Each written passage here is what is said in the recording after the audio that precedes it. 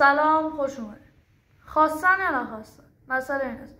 شما در مردی که در تصویر بالا می‌بینید آقای امید علیشا که این بازیکن رو مدیریت تیم پرسپولیس نمیخواست، یعنی میخواستش بفروشتش یا بندازتش بیرون تیم، ولی فشاری که هوادارا گذاشتن برای موندن این بازیکن مدعی شد که تا 2 فصل دیگه این بازیکن تو تیم پرسپولیس بمونه.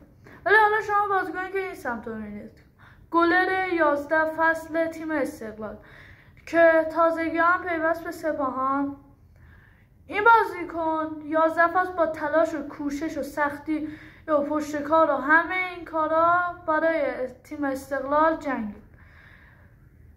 بعدش مثلا اگه همین این فصل هم نبود، استقلال خیلی بدتر از این نتیجه میگرفت. دروازه‌بانی در سطح بالاتر لیگ ایران هم هست. شما مثلا باید ببینید دیگه، شما برید مثلا زمانی که آلیشا داشته میرفته رو ببینید، زمانی که حسینی داشته میرفته. آلیشا مونده، الان هم ازش هواداری میشه. حسینی رفته، تازه دارن میگن چه اشتباهی کردن، دارن ازش بخش میطلبن.